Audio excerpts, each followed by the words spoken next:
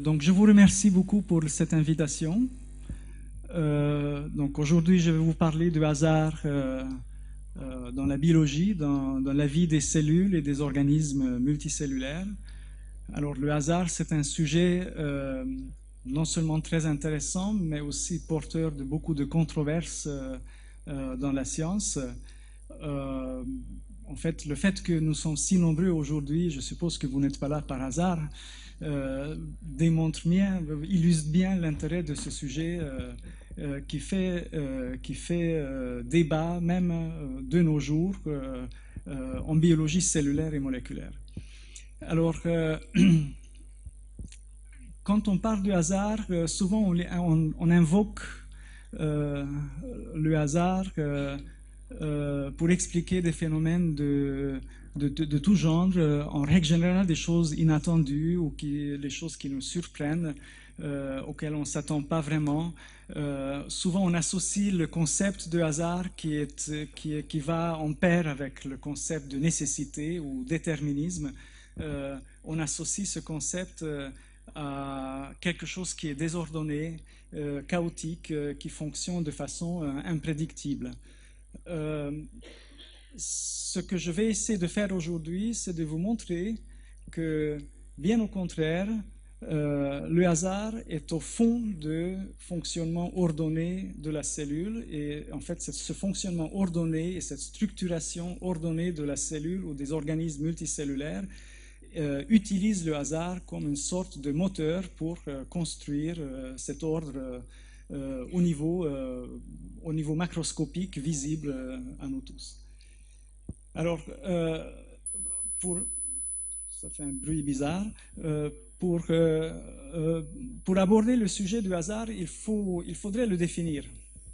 Et en fait, c'est le point le plus difficile dans cette histoire, parce que si on essaye de définir ce concept correctement, on doit retourner dans le passé et reprendre ce que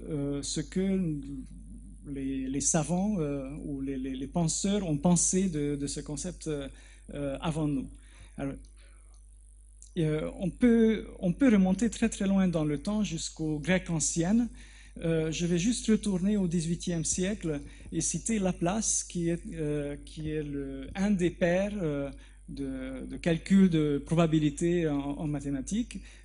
C'est un grand philosophe, penseur et mathématicien.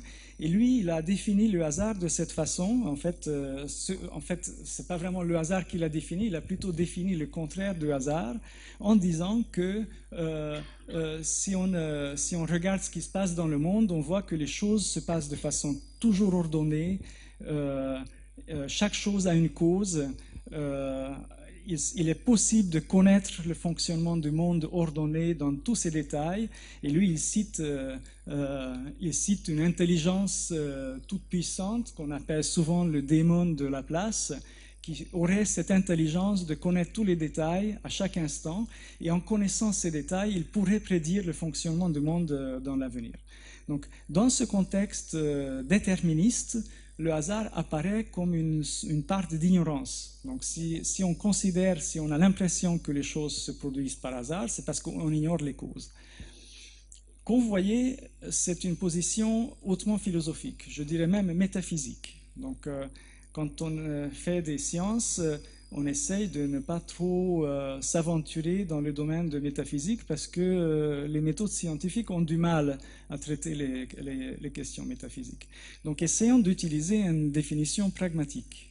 Un pragmatique qu'on peut appliquer à nos observations faites au laboratoire ou dans la nature. Dans ce contexte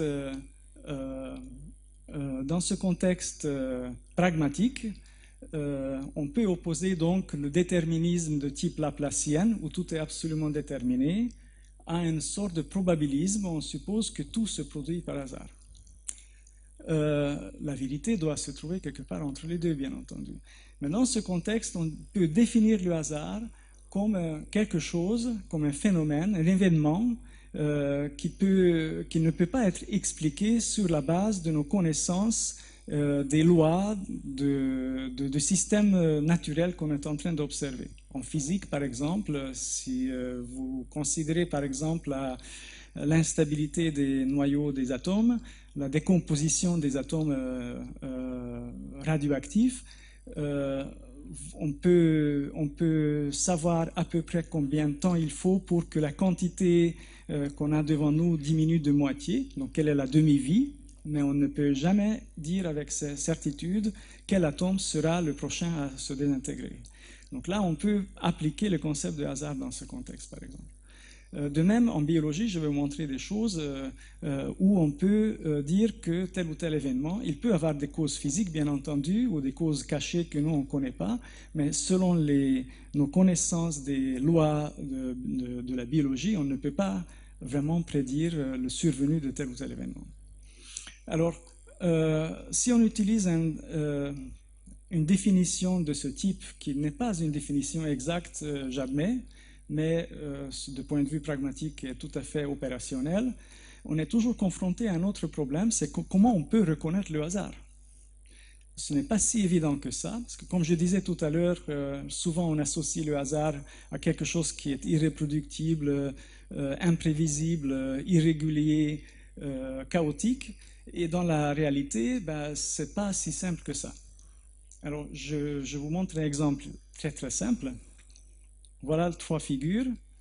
Et si je pose la question, sur quelle figure les points rouges sont distribués au hasard dans le carré bleu? À cette question, quand je pose cette question à mes étudiants, il y a très très peu de gens qui pensent que c'est A qui est la réponse correcte, parce qu'on voit bien qu'ici, tous les points sont distribués de façon tout à fait régulière. La plupart des gens vont répondre que c'est le B, où les points sont distribués au hasard, et quelques personnes vont dire que c'est le C. Et je n'ose pas vous poser la question. C'est le C qui est la réponse correcte, bien entendu, malgré l'intuition qu'on a que, voilà, c'est évident, ça doit être le B. Tout le monde voit que c'est là où ils sont distribués au hasard. Ce n'est pas du tout vrai. En fait, c'est le C qui correspond à une distribution aléatoire. L'explication est très simple. Si on mesure la distance entre chaque point les plus proches, on verra que ici, toutes les distances sont identiques ou quasi identiques, avec très peu de variations. Ici, les distances en moyenne sont les mêmes, avec beaucoup plus de variations. En revanche, ici, la distribution des distances entre les points suit une distribution poissonienne qui est une signature des événements aléatoires.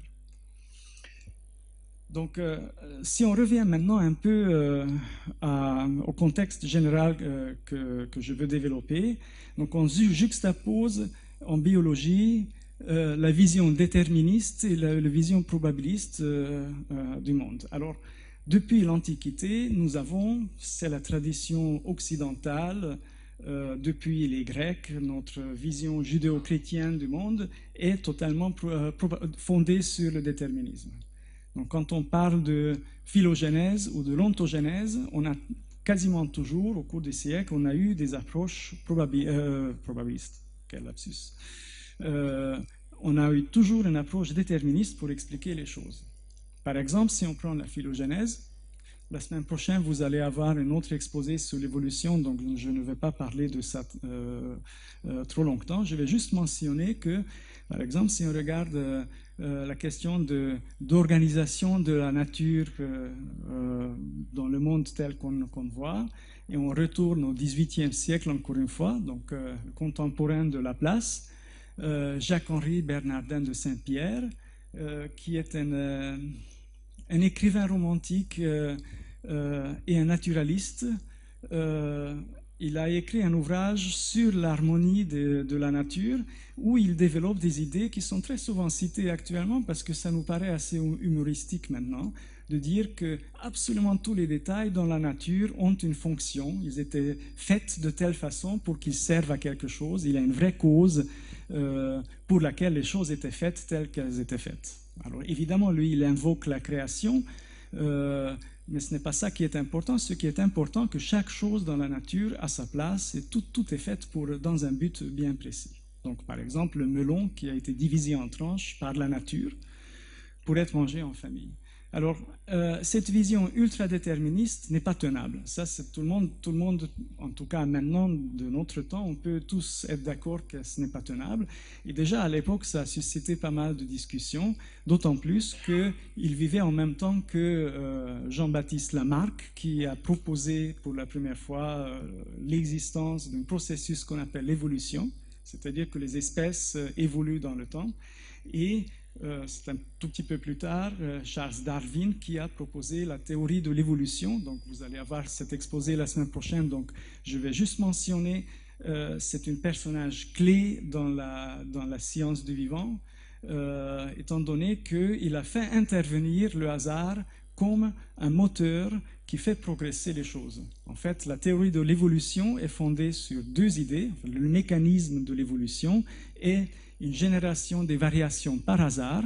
Lui, il ne connaissait rien aux gènes, parce qu'à l'époque, ce n'était pas encore découvert, on ne parlait pas de gènes, mais il a juste dit qu'il y a des variations héréditaires qui apparaissent spontanément, et sur ces formes diverses agit la sélection naturelle, et la sélection, comme une sorte de tri, va permettre à certaines formes de se stabiliser, et survivre et se reproduire, tandis que d'autres formes seront moins stables ou réussiront moins bien de se reproduire, donc ils vont disparaître au cours du temps. Donc, un processus de variation-sélection qui ressemble beaucoup à un processus de essai-erreur. C'est ce qu'on fait, nous, quand on cherche quelque chose, par exemple, mais on ne sait pas exactement où il faut chercher, ben on cherche, on regarde un peu partout, et puis par hasard, de temps en temps, on trouve la bonne solution. Alors, c'est un peu... disons, si je veux citer un autre classique de notre temps qui réfléchit beaucoup sur les choses de la vie, on pourrait dire que c'est le mécanisme Shadok, en quelque sorte, qui va, en faisant des essais, ben, si on essaie beaucoup, ben, on finit toujours par trouver la bonne solution. Donc c'est de cette façon que fonctionne l'évolution biologique. Donc, j'arrête là en ce qui concerne l'évolution pour vous dire que donc, le problème de phylogénèse est maintenant plutôt traité du point de vue de probabiliste. C'est-à-dire que les événements aléatoires apparaissent spontanément, sans cause évidente et visible. Les mutations, les différentes formes n'ont pas de logique dans laquelle ils apparaissent. Et sur ces formes agit une sélection qui va stabiliser certaines formes. En même temps, la science de nos jours continue à considérer l'ontogénèse comme un processus tout à fait déterminé. Alors, essayons de voir d'où vient cette image. Pourquoi nous continuons à penser de nos jours qu'un organisme vivant, une cellule vivante ou un organisme multicellulaire ou un autre organisme fonctionne comme une petite machine déterminée, comme une horloge qu'on a remontée une fois et puis il continue à fonctionner avec une régularité d'une horloge, justement, d'un mécanisme. Pour comprendre ça, il faut aborder la question de l'hérédité, parce qu'en fait, c'est la question de l'hérédité qui relie l'ontogénèse et la phylogénèse. C'est une évidence qu'on peut parler de phylogénèse uniquement si les organismes, en se reproduisant, vont transmettre leurs caractéristiques à leur descendance. Je dirais même que, j'inverserais en fait la phrase, je dirais que la descendance ressemble à la génération parentale. Quand je dis que les parents transmettent les caractères, j'implique déjà un mécanisme, hein, donc je pense déjà à une sorte de mécanisme. Alors, comment on a envisagé l'hérédité, les savants de l'époque? La théorie qui était dominante pendant très longtemps est la théorie de préformation. Alors là, on va retourner encore plus loin, encore 100 ans plus tôt que Laplace, pour citer un classique de l'époque, Nicolas Hartzeker, qui lui, et pas seulement lui, c'était une vision assez répandue à l'époque, qui a considéré que si les descendants ressemblent à leurs parents, c'est parce que dans les gamètes, il y a déjà un petit organisme préformé. qui est identique à l'organisme parental. Donc ici, il a fait, c'est une observation scientifique de l'époque, hein. Attention, donc il a observé le petit bonhomme assis dans la tête de spermatozoïde qui est identique à son père, à son parent. Et on envisage l'ontogénèse, donc le développement de l'individu, comme une simple croissance de ce petit bonhomme préformé.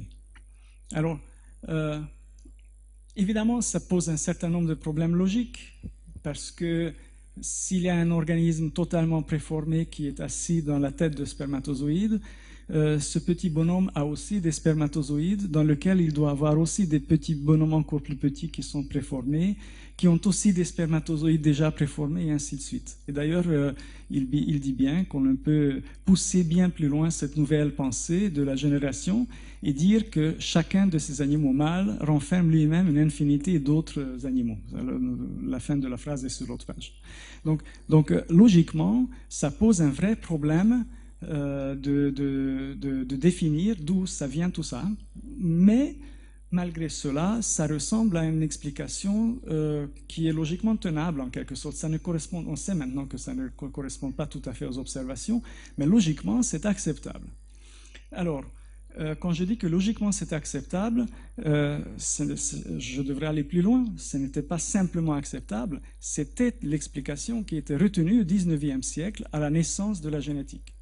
Alors je cite un autre classique, et lui il est vraiment classique de la génétique, August Weismann, qui a publié dans son œuvre qu'il a rendue classique justement, la théorie de plasme germinatif. Qu'est-ce que c'est la théorie de plasme germinatif? Nous sommes à la fin du XIXe siècle, encore une fois, les gènes on ne les connaît pas, l'ADN, on ne les connaît pas, les chromosomes, on ne les connaît pas. On spécule sur la façon dont l'hérédité, sur les mécanismes de l'hérédité. Il a dit, ou il a pensé que voilà, il y a une sorte de plasme germinatif qui est une lignée cellulaire en continu qui traverse les générations. Donc ce sont les gamètes qui sont inchangés au cours des générations. Et chaque génération, c'est une sorte d'excroissance à partir de ces gamètes. Donc comme une branche d'un arbre, si vous voulez, ou comme un organisme qui dérive à partir d'une cellule germinale qui va elle-même produire une autre cellule germinale plus toutes les autres cellules de l'organisme. Et donc, c'est une sorte de continuité et que cette continuité, ce plasme germinatif, reste inchangé. Donc vous voyez, l'idée de préformation est toujours là. C'est-à-dire que tout est dans la lignée germinale, tous les caractères sont portés, nous ne savons pas encore comment, mais ils sont portés dans la lignée germinale ou par la lignée germinale qui crée, qui fabrique un organisme multicellulaire.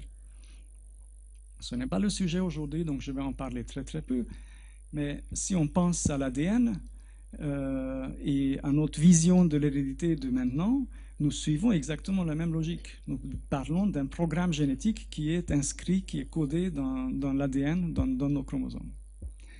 Alors, la génétique classique a fait un pas très important vers l'avant pour mettre à jour l'idée de préformation. Et ce pas, c'était de dissocier deux choses. L'apparence extérieure de l'organisme, qu'on appelle le phénotype. Le phénotype, c'est l'ensemble de tous les caractères héréditaires tels qu'on peut les observer. Et le génotype, ce sont les déterminants, les gènes qui sont cachés, qui sont portés par la lignée germinale. Donc, en séparant, dans la préformation, ce n'était pas séparé parce que c'était l'organisme tout entier qui était préformé. Dans la génétique, on sépare ces deux et on donc donne un statut privilégié au génotype parce que c'est lui qui est stable, qui est transmis d'une génération à l'autre sans changement. Ce sont les gènes, l'ensemble de tous les gènes. Et cette transmission assure l'hérédité et par un mécanisme que la génétique est censée de découvrir, il détermine le phénotype. Le phénotype peut être variable parce qu'il est soumis aussi à l'effet de l'environnement. Bien entendu, il y a des tas d'autres effets. Il peut y avoir des mutations, des changements qui surviennent accidentellement. Mais alors, cette division entre les deux pose un autre problème logique, c'est-à-dire comment les gènes déterminent les caractères. Comment le phénotype est fabriqué par les gènes, en quelque sorte. Alors là, je cite un troisième grand classique, Thomas Morgan. Nous sommes déjà au milieu du XXe siècle. Thomas Morgan, qui a eu le prix Nobel, c'était le premier prix Nobel de la génétique, il y en avait beaucoup depuis, s'est posé explicitement cette question. Lui, il connaissait les chromosomes, c'est le père de la théorie chromosomique de l'hérédité. Il a parlé des gènes, mais il ne connaissait pas encore l'ADN. Et donc, lui, il s'est posé la question, c'est que si les caractères de l'individu sont déterminés par les gènes, pourquoi toutes les cellules du corps ne sont pas identiques, étant donné que toutes les cellules portent les mêmes gènes? Pourquoi ils ne sont pas identiques? C'est parce que, comme il dit, l'œuf est une cellule non spécialisée destinée à subir une série de changements connus et prévisibles, conduisant à la différenciation des organes et des tissus. Toutes les cellules portent les mêmes gènes, alors pourquoi certaines cellules deviennent-elles cellules musculaires ou nerveuses, ou d'autres restent-elles des cellules reproductrices? Donc il a posé la question principale qui concerne le développement et la génétique du développement. Et en fait, l'explication que depuis Morgan, la biologie essaie d'apporter, c'est de montrer que certains gènes fonctionnent dans certains types de cellules, d'autres gènes fonctionnent dans d'autres types de cellules, et tout ça, c'est organisé dans le temps de façon pour diriger de façon déterministe, encore une fois, le processus de l'ontogénèse. Par illustration, si vous observez deux organismes comme ça, imaginons que vous êtes un martien qui arrive sur Terre et qui voit la vie sur Terre pour la première fois, ben, il ne va pas penser que c'est le même individu, n'est-ce pas? Et pourtant, il s'agit bien d'un processus de changement dans le temps, de développement dans le temps. De façon un peu moins spectaculaire, mais qui c'est peut-être pas si moins spectaculaire que ça. Si on regarde l'évolution, le développement embryonnaire et fœtal, nous observons aussi un changement morphologique fonctionnel au cours de la vie, au cours de ce processus de l'ontogénèse qui nécessite aussi une explication, étant donné que les gènes ne changent pas ici, ce qui change, c'est le phénotype. Donc cette distinction phénotype-génotype fait que le génotype qui est stable et qui est toujours le même s'accompagne d'un changement de phénotype au cours du temps. Alors, c'est pour ça que la question de développement, donc la question de l'ontogénèse, devient une question centrale à résoudre pour comprendre comment est-il possible que, avec les mêmes gènes, on peut générer un processus de changement. Donc, comment ça se fait que si les gènes ne changent pas, l'embryon ou l'individu, il change tout au long de la vie? L'explication, comme je disais, qui était apportée par les préformationnistes est une explication ultra-déterministe. Cette explication ultra-déterministe était reprise par la génétique, et là je cite encore d'autres classiques, par exemple François Jacob, un autre prix Nobel de la génétique, qui a clairement dit que chaque œuf contient donc dans les chromosomes reçus de ses parents tout son propre avenir, les étapes, son développement, la forme et les propriétés de l'être qui en émergera. L'organisme devient ainsi la réalisation d'un programme prescrit par l'hérédité. On aurait dit c'est Laplace, n'est-ce pas? Donc c'est une vision ultra-déterministe de la génétique, de fonctionnement du génome. Cette explication était partagée par la quasi-totalité des biologistes et généticiens et toujours partagée par une très grande partie des généticiens de notre temps. Je vais vous citer un autre classique, juste pour vous montrer que j'ai oublié la date, mais c'est une citation qui date des années 60. Alors je cite un autre, c'est un scientifique évolutionniste, donc un spécialiste de l'évolution, Et lui, il redit la même chose. Ce progrès a été rendu possible, il parle de progrès de la génétique, par l'application à cette question du développement des idées et méthodes de la génétique. La justification de cette approche se résume au fait que les gènes portent sous forme codée toutes les instructions nécessaires pour construire un organisme vivant. C'est la justification pour laquelle on a séquencé le génome humain. C'est la justification pour laquelle la science, même actuellement encore, s'occupe à séquencer des génomes et générer des données sur l'information génétique des individus qui nous sommes. De façon artistique, on peut représenter ça comme ça.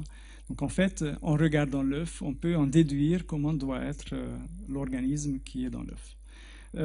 C'est une vision, comme je disais, ultra-déterministe. Ici, le hasard n'a absolument aucun rôle. Si le hasard intervient, ça ne peut être que quelque chose qui va perturber le bon fonctionnement de ce mécanisme.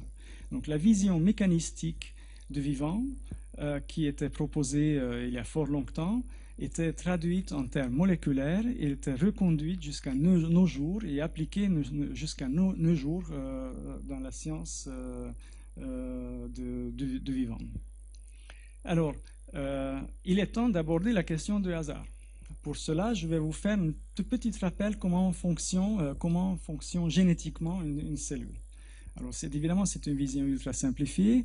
Nous savons maintenant que dans les chromosomes, il y a l'ADN, que l'ADN, c'est le matériel génétique, que ce matériel génétique fonctionne dans le vivant. En fait, il n'a pas une fonction propre, c'est la cellule qui fait fonctionner en quelque sorte, mais on utilise une terminologie un peu anthropocentrique.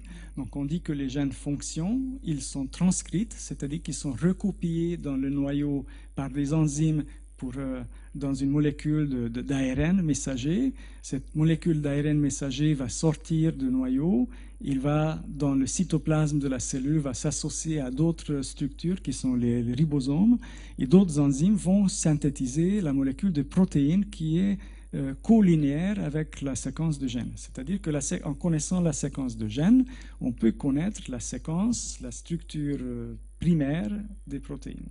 Structure primaire dit la structure la plus simple, parce qu'après, cette chaîne qui est très longue va se plier et former une structure dans l'espace. Et cette structure dans l'espace, on ne peut plus vraiment prédire à partir de simplement cette séquence nucléotidique des gènes. Donc, les enzymes sont les outils moléculaires parce qu'ils catalysent des réactions biochimiques, donc des réactions chimiques qui construisent notre organisme. Donc, les protéines sont des briques de construction et des petites, disons, des entités qui ont un fonctionnement qui permettent la construction des vivants.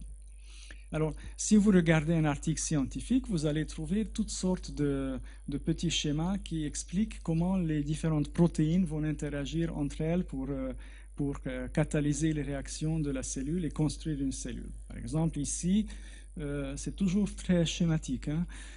Imaginez qu'une molécule d'hormone ou de facteur de croissance va rencontrer son récepteur à la surface de la cellule qui va interagir avec toute une série de protéines. Cette série de protéines vont s'activer grâce à cette interaction, vont catalyser d'autres réactions, vont interagir encore par cascade encore avec d'autres protéines, et que tout ça, ça va arriver dans le noyau de la cellule et va induire une transcription génétique. Donc il y a un nouveau gène qui sera exprimé, d'autres protéines qui seront fabriquées. Donc vous voyez ici, on imagine encore une fois une sorte d'interaction ciblée et déterminée des protéines, des composants de la cellule qui, en cascade, vont générer le résultat final qui est la cellule vivante. Alors si on considère maintenant juste cette partie-là, donc comment la transcription est régulée, un autre schéma pour vous montrer montre que voilà, c'est la molécule de l'ADN. Ici, en bleu et en rouge, ce sont les parties qui régulent l'expression de gènes. Et on imagine que ces protéines vont s'associer ensemble petit à petit et se lier sur les séquences régulatrices de gènes pour initier la transcription. Donc, à chaque fois, on décompose de ce qu'il se passe en termes d'interaction moléculaire et on applique toujours cette logique d'interaction spécifique qui est une interaction de type clé et serrure, si vous voulez. Donc, une protéine A ne peut interagir qu'avec l'autre protéine, le B aussi, le F, le E et le H aussi. Donc, il y a une séquence prédéterminée d'interactions qui se produisent et qui aboutissent à la fin à une transcription, donc une synthèse d'une molécule d'ARN. Toujours cette vision déterministe d'interaction. Donc, en commençant par tous les niveaux d'organisation, on applique toujours le modèle déterministe. Pour terminer, ça c'est un schéma qui ressemble à un circuit électronique. En fait, il montre les types d'interactions qui existent entre les gènes. Donc on imagine le programme génétique comme une sorte de petit circuit électronique. Donc toute la biologie applique cette vision déterministe, de mode de fonctionnement de machine, où on imagine que tout fonctionne comme une petite machine. Il n'y a aucune place au hasard ici. Le hasard, c'est mauvais, c'est un bruit, ça empêche la machine de fonctionner correctement. Mais, et c'est là où le problème commence avec ce type d'explication, que si on commence à regarder ce qui se passe vraiment au niveau moléculaire dans la cellule, et maintenant nous en avons les moyens, c'est-à-dire que nous avons des appareils qui permettent des microscopes qui permettent de descendre au niveau des cellules, au niveau des molécules, regarder ce qui se passe exactement dans les cellules, comment une seule molécule se comporte, comment elle se déplace dans la cellule, avec quelle autre molécule elle peut interagir. Donc avec ce type d'approche méthodologique, on découvre que finalement, ce qui se passe dans la cellule, ce n'est pas tellement différent de ce qui se passe dans une goutte d'eau. Les molécules se déplacent par diffusion, par agitation thermique. Donc, j'ai pris une petite illustration de Wikipédia pour vous montrer ce que c'est la diffusion brownienne dans une goutte d'eau.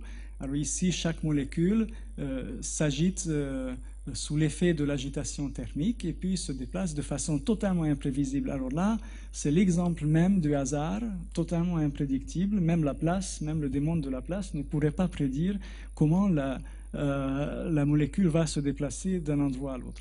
Alors, dans un système comme ça, la seule chose que vous pouvez dire, que chaque molécule, si on lui laisse suffisamment de temps, va parcourir tout l'espace disponible. Mais vous ne pouvez pas vraiment savoir quelle molécule va faire quoi à l'instant suivant, étant donné que son déplacement va dépendre des collisions qu'elle va avoir avec les autres molécules autour. Ça s'appelle mouvement brownien et ça dépend uniquement de la température. Si on augmente la température, le rythme va s'accélérer et si on congèle tout, les molécules vont rester figées et ne vont plus bouger ou vont juste s'agiter un tout petit peu à l'emplacement où elles se trouvent.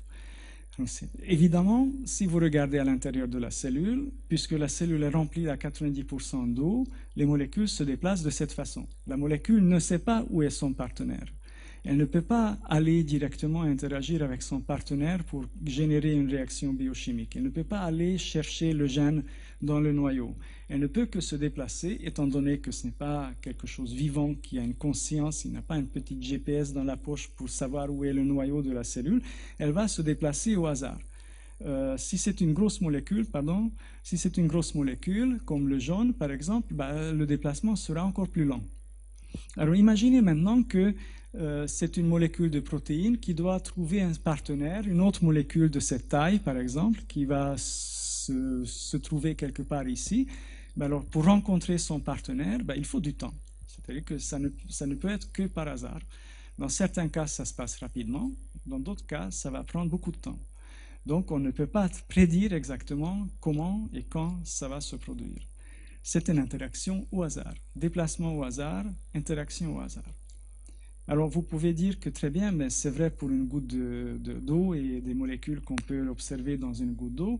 Mais si on regarde une cellule vivante sous le microscope, ici, chaque point lumineux est une molécule qui est marquée en fluorescence. Donc on peut voir finalement les structures moléculaires dans la cellule. Et si je démarre la vidéo, vous allez voir que ça ressemble beaucoup à ce que je vous ai montré sur le petit dessin tout à l'heure.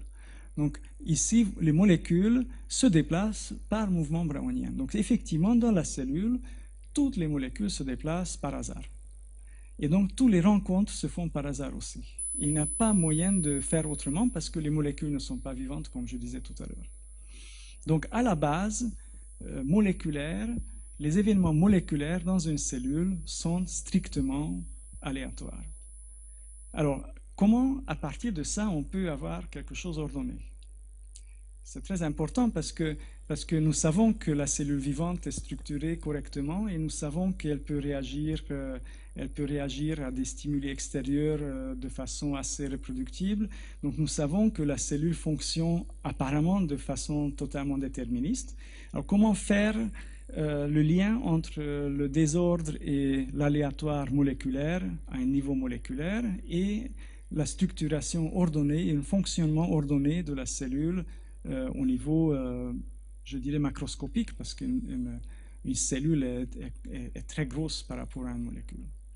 Alors, pour trouver une explication, je cite ici le père de la théorie de probabilité, Andrei Kolmogorov, ce mathématicien russe, qui a dit la chose suivante: la valeur épistémologique de la théorie de la probabilité est la suivante: les phénomènes aléatoires à large échelle créent par leur action collective des régularités non aléatoires.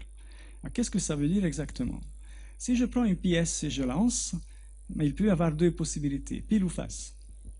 Si la pièce n'est pas pipée, on ne peut pas prédire si ça sera pile ou face, n'est-ce pas? Si je lance une deuxième fois, pareil, on ne sait pas si c'est pile ou face qu'on va avoir. En revanche, si on lance 1 million de fois, on peut être sûr qu'à quelques chiffres près, on aura 50-50 des piles et des faces. Donc, c'est-à-dire qu'un événement aléatoire unique est effectivement aléatoire. Mais en répétant beaucoup de fois, on crée une sorte de régularité. Donc ce qui est aléatoire à un niveau, en le répétant beaucoup de fois, il va créer une régularité statistique.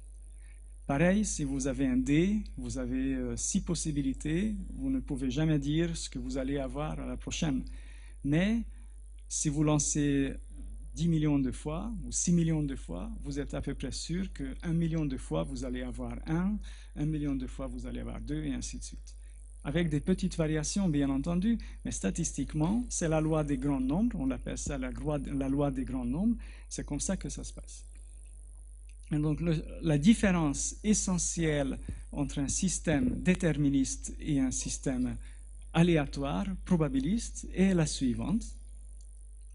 Là, vous avez un système déterministe. Bon, ce n'est pas moléculaire, hein, c'est une illustration. Mais ici, dans ce système, chaque élément de système, donc chaque militaire, obéit à un ordre précis et fait exactement la même chose. Si vous observez des différences, ce sont des petits accidents, c'est des petites variations autour d'une moyenne.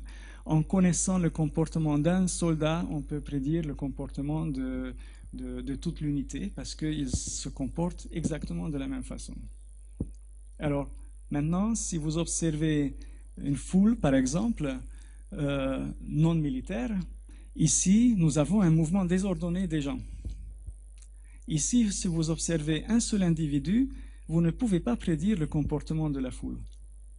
En revanche, ensemble, en moyenne, ils ont un comportement qui peut être décrit par une moyenne. Parce que la plupart des gens vont rentrer. Les soldes sont à l'intérieur, la foule est dehors, les gens veulent aller à l'intérieur, on ouvre les portes, la plupart des gens vont entrer. Dans les deux cas, si on prend une moyenne, on peut décrire le système. Ils peuvent se ressembler. Par exemple, une unité militaire peut avancer à la même vitesse moyenne que la foule avance en moyenne vers le magasin, n'est-ce pas? Mais si vous regardez individuellement, la différence est totale. Ici, chaque individu décrit l'ensemble. Ici, aucun individu ne décrit l'ensemble. D'accord? Donc, on peut appliquer cette logique aux molécules dans la cellule vivante et de dire que les interactions moléculaires sont aléatoires individuellement, en les prenant individuellement, mais une cellule contient un nombre absolument incroyable de molécules, parce que les molécules sont extrêmement petites et les cellules, même si elles sont petites par rapport à nous, elles sont quand même très très grosses par rapport aux molécules. Et les temps nécessaires pour les mouvements des molécules sont extrêmement courts aussi. Donc, une interaction moléculaire, une réaction chimique, ça se mesure en microsecondes. Et la vie d'une cellule, c'est des heures ou des jours ou même des années peut-être. Donc, on a des différences d'échelle de temps telles que la cellule est largement capable de faire comme Shadok, essayer toutes les combinaisons possibles pour trouver la bonne combinaison. Et donc, statistiquement, à la fin, ça va produire un effet tout à fait reproductible. Alors, je prends une illustration à partir d'un article scientifique qui a été publié il n'y a pas très longtemps. Alors, il s'agit d'imaginer comment les protéines assemblent ce complexe à la fin. Donc, ce complexe qui est composé de 4 composants, de 4 espèces de molécules différentes, a une fonction dans la cellule. Alors, la vision déterministe classique, c'est que cet assemblage se fait dans un ordre prédéterminé. Donc, il y a le premier qui va s'associer au deuxième, puis arrive le troisième, puis le quatrième. Et une fois le quatrième arrive, ce complexe est capable de fonctionner. Alors là, le modèle aléatoire, c'est que n'importe quel composant peut interagir avec n'importe lequel. Et puis, un troisième peut arriver dans n'importe quel ordre, et puis une quatrième. Donc, toutes les voies d'assemblage sont possibles jusqu'à ce qu'il y ait un complexe fonctionnel qui s'assemble. Et bien, quand on regarde ce qui se passe dans la cellule, ben, on voit bien que la stratégie aléatoire produit un résultat beaucoup plus rapidement que la stratégie ordonnée. Et ça, c'est très intéressant parce que c'est totalement contre-intuitif pour nous que quelque chose qui se fait de façon totalement aléatoire peut être plus efficace et plus rapide que quelque chose qu'on fait de façon ordonnée. Si vous cherchez bien dans la vie de tous les jours, on peut quand même trouver des exemples pour ça. Que quand on respecte trop scrupuleusement l'ordre des choses, ben on arrive moins bien que si on fait un peu de désordre dans tout ça. Mais ça contredit à cette vision aléatoire qu'on avait de fonctionnement de vivant jusqu'à maintenant. Encore une illustration d'un article scientifique. Ici, c'est le même processus que ce que j'ai montré tout à l'heure, qui est expliqué de façon un peu différente. Donc, vous voyez l'assemblage d'un complexe fonctionnel qui doit s'assembler sur cette structure. Ça peut être un gène, par exemple. Donc, ça peut être une régulation d'un gène. Donc, la molécule A arrive, il se lie sur son site de liaison, et bien, au bout de quelques temps, il va s'en aller. Donc, les interactions ne durent pas infiniment. Ils ont aussi une durée de temps moyenne. Donc, si le A s'en va avant que le B arrive, tout recommence de zéro. Mais si le B arrive avant que l'A s'en aille, ben, il y aura un complexe de A et B qui sera associé. Et ainsi de suite. À chaque moment, un composant peut s'en aller, un autre peut arriver. Donc c'est une stratégie aléatoire d'assemblage qui va finir avec une probabilité mesurable et statistique, par exemple, à la transcription d'un gène, donc à l'expression d'un gène. Tout ce processus se déroule sur une échelle de temps qui est beaucoup plus courte que l'échelle de temps auquel nous sommes habitués. Donc c'est pour ça qu'on ne le voit pas. Donc, comme je disais, c'est la stratégie de Shadok. On essaye toutes les combinaisons, et bien, de temps en temps, ça marche. On peut calculer les chances avec lesquelles ça peut marcher. Et cette chance est réelle, et au niveau de la vie, ou en prenant en compte la durée de la vie d'une cellule, c'est tout à fait une chance tout à fait raisonnable et mesurable. Alors, il y a quelque temps, ça fait exactement 15 ans maintenant, ou presque 15 ans, il y avait un article qui était publié dans la revue Science, qui est une des revues les plus réputées dans la recherche, avec ce titre que « Expression stochastique des gènes dans une cellule unique ». Alors, c'était une démonstration, un cas d'école de démonstration de l'aléatoire de l'expression des gènes. Donc c'était il y a 15 ans maintenant, donc on peut considérer cet article comme l'article fondateur de l'étude du hasard dans la cellule, si vous voulez. Je vais vous expliquer en 2 mots de quoi il s'agit ici. Les chercheurs ont introduit 2 gènes artificiels dans la cellule de bactéries. un gène codait, donc fabriquait une protéine rouge, l'autre gène fabriquait une protéine verte. Les deux gènes étaient soumis aux mêmes parties régulatrices. Donc, en principe, on s'attendrait que les deux gènes s'expriment de façon totalement identique si le modèle déterministe est correct. Alors après, on introduisait ces gènes donc, dans la cellule et on fabriquait à partir d'une seule cellule sa descendance, donc un clone. En principe, toutes les cellules sont identiques. Les deux gènes ont les mêmes séquences régulatrices, doivent fonctionner exactement de la même façon. Qu'est-ce qu'on obtient? On obtient une population de cellules. Donc, toutes les cellules sont cousines ici. Elles dérivent toutes de la même cellule d'origine. Et vous voyez, elles ont toutes une couleur différente. Ça signifie que la quantité de protéines rouges et vertes fabriquées par chaque cellule est différente. Donc, vous avez ici une démonstration claire et nette de fonctionnement aléatoire des gènes. Alors vous allez me dire que oui, mais c'est un système artificiel, le gène est artificiel, tout est artificiel. Est-ce que, si on vraiment cherche la petite bête, est-ce qu'un gène vrai qui est dans le génome fonctionne comme ça ou non? Voilà un autre exemple. J'ai pris l'exemple de l'opéron de lactose. Alors, on passe les détails. Ce qui compte ici, premièrement, c'est l'exemple qui a été étudié par François Jacob, et c'est sur la base de cet exemple qu'il a parlé de code génétique et de fonctionnement tout à fait ordonné des gènes. Ce gène, c'est la partie codante, et la partie régulatrice est bloquée par un répresseur. C'est un répresseur qui empêche le fonctionnement du gène. Si la cellule est dans un milieu qui ne contient pas de lactose, le répresseur est capable de se lier sur cette partie-là et empêcher le fonctionnement du gène. Si, en revanche, la cellule se retrouve dans un milieu qui contient de lactose, et la lactose, c'est une nourriture pour cette cellule, elle a l'intérêt de synthétiser des enzymes qui permettent de métaboliser le lactose.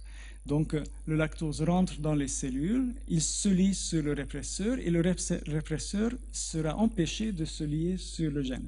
Donc, la transcription devient possible. C'est une régulation négative. Quand il n'y a pas de lactose, la cellule n'a aucun intérêt de synthétiser des protéines qui métabolisent le lactose. En revanche, quand il y a de lactose, c'est un avantage si elle est capable de fabriquer de l'énergie avec cette molécule. Alors maintenant, on fait ce système, de nouveau, on marque les gènes qui sont codés par l'opéron. Et donc, vous allez voir sur l'image suivante des cellules, un petit vidéo des cellules de bactéries qui sont dans un milieu sans lactose. Donc, normalement, le gène ne doit pas s'exprimer. Et ce que vous voyez ici, c'est que, encore une fois, ce sont des cousines. Donc, elles dérivent toutes de la même cellule. Il y en a une qui allume, et donc il devient jaune parce qu'il commence à exprimer l'opéron de lactose de façon totalement spontanée, de façon totalement aléatoire. Et puis, c'est en boucle, donc c'est pour ça que ça recommence toujours. Et tandis que les autres ne synthétisent pas cette protéine parce que le répresseur réprime de façon efficace le fonctionnement de ce gène. Et donc, c'est un exemple de gène endogène. Donc, c'est comme ça que nos gènes fonctionnent aussi. Dans nos cellules, n'importe quel gène peut, avec une probabilité faible peut-être, mais s'exprimer. Donc, nos cerveaux, par exemple, nos neurones dans le cerveau, vont exprimer un gène qui doit s'exprimer dans le foie, et les cellules de foie vont exprimer des gènes qui s'expriment dans le cerveau normalement, ou dans les neurones, avec une probabilité faible, c'est-à-dire que pendant un certain temps, et certaines cellules seulement. Dans une population de bactéries, on peut toujours trouver des cellules qui expriment l'opéron de lactose à faible niveau. Alors, ce sont les cellules qui vont pousser les premiers, qui vont sauter sur l'occasion dès qu'ils rencontrent de lactose. Ils seront déjà prêts à métaboliser le lactose. Donc, ces cellules vont avoir un avantage sur les autres, elles vont pousser plus rapidement. Très bien, ce sont les bactéries, mais comme je disais, dans les cellules eucaryotes, c'est-à-dire que dans les cellules des animaux, des plantes ou des humains comme nous, est-ce que c'est pareil? Cette expérience était répétée dans les cellules humaines, donc encore une fois, deux gènes fabriquant une protéine rouge, fabriquant une protéine verte, contrôlées par les mêmes mécanismes de régulation. Quand on les met dans des cellules et on fabrique un clone cellulaire, donc toutes les cellules sont génétiquement identiques, elles proviennent de la même cellule fondatrice, on obtient la même chose. On obtient une population cellulaire qui exprime ces deux gènes dans les proportions totalement différentes, variables, et on a tous les cas de figure possibles. Alors, non seulement qu'à chaque instant, on a une population très hétérogène, mais aussi quand on fait une vidéo de ces cellules, donc je vais vous montrer par exemple, ce qui se passe, c'est accéléré. Donc ce que nous voyons ici, ça se produit à peu près en 20 heures. Et donc quand on démarre la vidéo, ce que vous allez voir, c'est que les cellules changent de couleur sans arrêt. Ça signifie qu'elles synthétisent, elles commencent à synthétiser une protéine, puis elles s'arrêtent, puis elles recommencent, puis elles s'arrêtent de nouveau. Donc les deux couleurs se mélangent dans les proportions différentes à chaque instant, et donc elles font des cellules de couleurs qui changent dans le temps. Donc évidemment, c'est accéléré. En 20 heures, il y a plein de protéines, plein de molécules qui sont synthétisées et d'autres qui sont dégradées, et donc ça change sans arrêt. Donc nos cellules ne fonctionnent pas du tout comme des petites machines pré-réglées qui sont totalement prédictibles. Elles passent par des fluctuations sans arrêt, elles sont dans des boucles de fluctuations sans arrêt.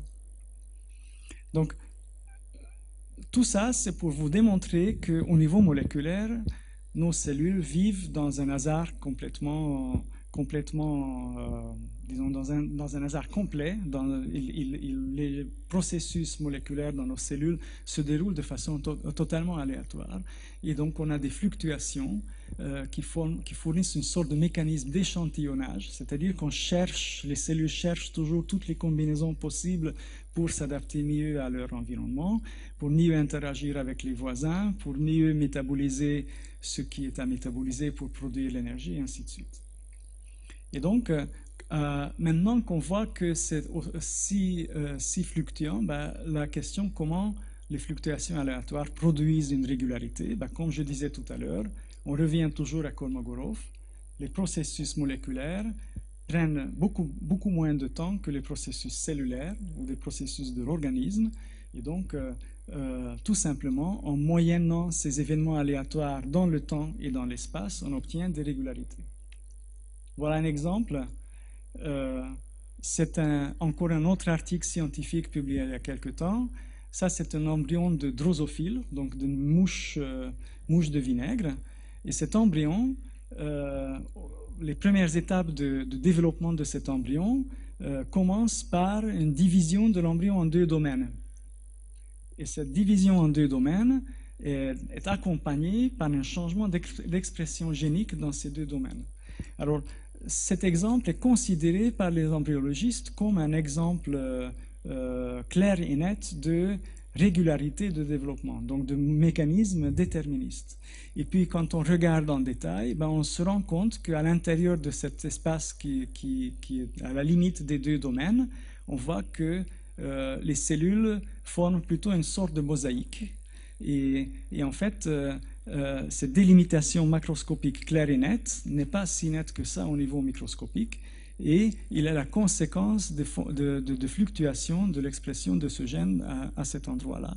Et donc, en fait, les deux domaines sont définis par un moyen-âge de l'expression de ce gène dans le temps et dans l'espace.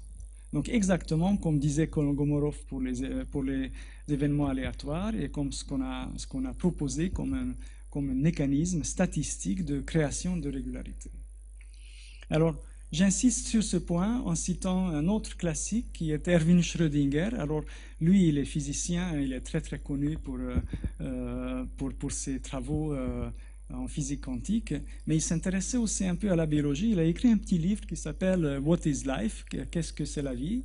Et dans cet ouvrage, il a dit que le non-physicien a du mal à croire que les lois ordinaires de la physique que l'on voit comme le prototype même de la précision inviolable, est en fait fondée sur la tendance statistique de la matière d'aller vers le désordre.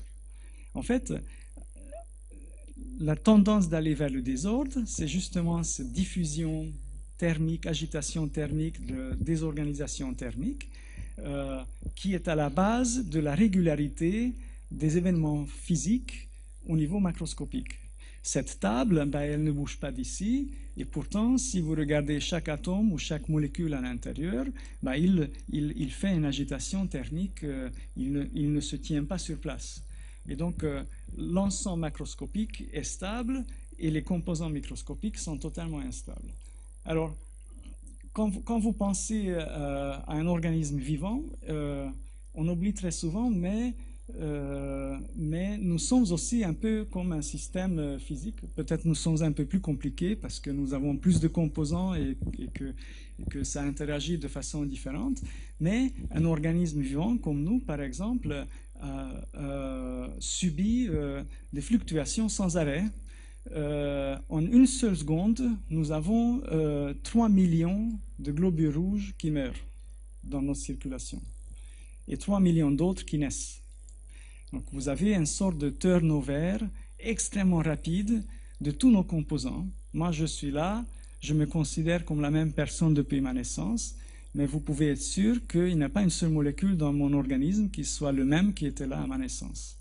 Donc nous sommes des structures dynamiques qui tournent sans arrêt, qui se renouvellent et chaque morceau qui est en nous est remplacé régulièrement à une vitesse beaucoup plus élevée qu'on imagine. Cette idée existe depuis longtemps. Cette idée qu'on appelle épigénèse existait en même temps que les idées de préformation. Donc depuis le XVIe, XVIIe siècle, les scientifiques réfléchissaient à la possibilité que en fait, l'organisme vivant, c'est un organisme qui est un système dynamique. Évidemment, ce n'est pas cette expression qui est utilisée à l'époque, qui n'a pas de plan préexistant, mais qui se forme et se reforme en continu de façon permanente. Donc il y a des interactions permanentes entre les composants du système, souvent non linéaires, c'est-à-dire que l'ensemble des composants produit un effet qui n'était pas prévisible en étudiant un seul composant, et donc crée une sorte d'émergence, et ces changements continuels sont sous l'influence des contraintes extérieures. C'est-à-dire que les contraintes extérieures, c'est notre environnement qui nous façonne en même temps que nous façonnons aussi de l'intérieur. Alors, il y a plusieurs théories actuellement qui essayent de formaliser cette idée. Je ne vais pas en parler en détail, mais on peut parler d'auto-organisation, on peut parler d'autopoïèse, ou je citerai l'ontophylogénèse, qui est une théorie proposée par un chercheur français, Jean-Jacques Cupiec, qui relie les mécanismes de l'évolution, donc la variation-sélection, et il applique cette idée de variation-sélection au fonctionnement de la cellule, qui a donc un fond aléatoire de fonctionnement. Il y avait un autre chercheur aussi, plutôt dans les années 40-50 au XXe siècle, qui s'appelle Conrad Waddington, qui a proposé aussi une théorie épigénétique de développement. Donc lui, il a parlé de l'épigénétique. Ce mot, vous avez certainement rencontré déjà parce qu'on commence à en parler très souvent. Donc la science de l'épigénétique est une science ou une branche de la biologie qui étudie les interactions causales entre les gènes et leurs produits qui génèrent le phénotype. Et lui, il a essayé de marier cette idée de fonctionnement régulier et déterministe avec l'idée de rôle de l'aléatoire dans le développement. Et donc, il a proposé, c'est son dessin à lui, c'est lui qui l'a dessiné, il a proposé que voilà, ça c'est la cellule, et la progression de cette cellule sur une pente qui représenterait le parcours de la cellule au cours du développement de l'organisme, représenterait de façon métaphorique la différenciation cellulaire. Donc la cellule arrive à des bifurcations où il prend entre guillemets une décision d'aller à gauche, se différencier en un type cellulaire, ou aller à droite ou devenir un autre type cellulaire, et que ce choix se fait de façon aléatoire en fait. La cellule, en fonction des petites perturbations localement, va aller soit à gauche, soit à droite. C'est pas déterminé à l'avance où elle va aller. Ce qui est déterminé, c'est que statistiquement, il y a toujours autant de cellules qui vont se trouver ici, chaque fois quand on répète le même processus.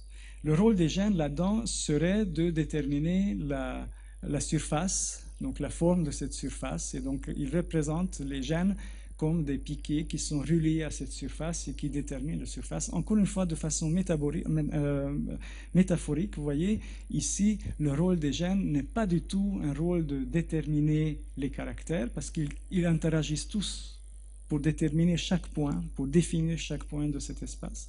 Donc il n'y a pas de déterminisme linéaire et mécanique tel que supposé par la génétique, mais une sorte de détermination des conditions dans lesquelles les cellules fonctionnent.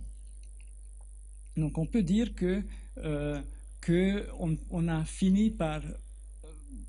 On va finir, parce que je ne vais pas trop avancer. Pour l'instant, comme je disais, la plupart des chercheurs encore pensent qu'il y a une très très grande dose de déterminisme dans le fonctionnement de cellules, mais je pense qu'on tend vers une situation où, comme pour le phylogénèse, on va appliquer les idées probabilistes à l'ontogénèse aussi. Et donc, bien entendu, le problème de l'hérédité doit être aussi redéfini en fonction de cette vision probabiliste. Alors, très bien, imaginons que j'ai raison. Imaginons que d'ici 5 ou 10 ans, tout le monde va accepter l'idée que le fonctionnement de nos cellules est finalement, à la base, totalement probabiliste et c'est un résultat statistique qui va créer cette régularité. En quoi c'est important? Si le résultat final est le même, si l'œuf va toujours donner une poule, qui va s'en occuper? Pourquoi c'est important? À part l'intérêt théorique, est-ce que ça a une implication pratique ou non? Alors je peux vous dire que c'est une différence extrêmement importante. Pourquoi? Et ce sont les dernières idées que je vais développer, parce que si vous regardez ce qu'on nous raconte dans les journaux que nous lisons tous, pas seulement dans les journaux scientifiques, ben non, on essaie de nous vendre des idées qui font appel à un déterminisme absolu. C'est-à-dire qu'on nous dit qu'on peut manipuler le patrimoine génétique et préfabriquer des bébés, par exemple, avec des caractéristiques données, n'est-ce pas? Qu'on peut éditer le génome, comme on édite un texte, qu'on peut introduire des changements pour influencer les caractères de bébé qui va naître. Ou bien on peut modifier les gènes pour corriger les mutations et guérir des maladies. On peut appliquer une sorte d'ingénierie déterministe parce que l'humain fonctionne comme une machine, donc on peut le réparer comme on répare une machine qui est cassée. Pour réparer l'humain qui fonctionne comme une machine, il faut qu'il y ait un mécanisme déterministe derrière. Alors, toutes ces idées-là fonctionnent plus ou moins. On a toujours des exemples qui sont encourageants. Et il y a beaucoup d'échecs aussi et on n'en parle plus. Quand on a des exemples positifs, on est tous optimistes, on veut tous aller plus loin, mais en fait, il y a toujours 10 ou 100 fois plus d'exemples négatifs qu'on oublie trop facilement. Pourquoi? Parce que ces approches oublient la nature statistique de relation entre le gène et le caractère. Je vais vous donner un exemple. On sait qu'il y a des maladies héréditaires. Une mutation dans un gène peut provoquer une maladie extrêmement grave. Donc, vous avez entendu parler des maladies de la vache folle, par exemple. Il y a une forme héréditaire de cette maladie. On appelle cette maladie à prion, parce que c'est le gène qui code pour une protéine qui s'appelle prion qui est mutée. Et on a trouvé qu'il y a certaines mutations dans ce gène qu'on peut retrouver systématiquement quand on tombe sur des cas familiaux de cette maladie.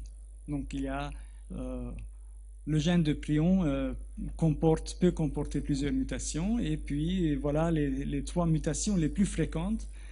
Heureusement, c'est une maladie extrêmement rare déjà, donc on n'est pas tellement en danger, mais si vous collectez tous les malades connus, il y en a quand même des milliers, on peut retrouver ces mutations dans tous ces malades. Donc l'idée, c'est que si ces mutations sont toujours présentes dans le génome des malades, alors c'est la cause de la maladie, n'est-ce pas? Sauf que, depuis quelque temps, la technologie de séquençage a tellement évolué que maintenant on séquence très rapidement et très facilement un génome entier et on commence à séquencer des génomes des dizaines de milliers de personnes. Donc il y a des bases de données qui étaient créées dans le monde. Par exemple, la base de données EXAC qui a été créée, qui contient maintenant plusieurs dizaines de milliers de génomes séquencés entièrement. Et quand les chercheurs ont commencé à... Ce sont des individus, des humains, des individus qui n'ont rien à voir avec la maladie des prions. Et quand les chercheurs ont commencé à regarder ce qui est dans ces bases de données, ils se sont rendus compte qu'il y a beaucoup plus de mutants qui se trouvent dans ces bases de données, et ce sont les mutants qui ne sont pas malades. Donc au total, vous avez seulement 0,1% des mutants qui sont vraiment malades. 1000 fois moins qu'on ce qu'on pensait. On pensait que c'était déterminé. Mutation égale maladie. Mais on se rend compte qu'il faut 1000 mutants pour trouver un malade.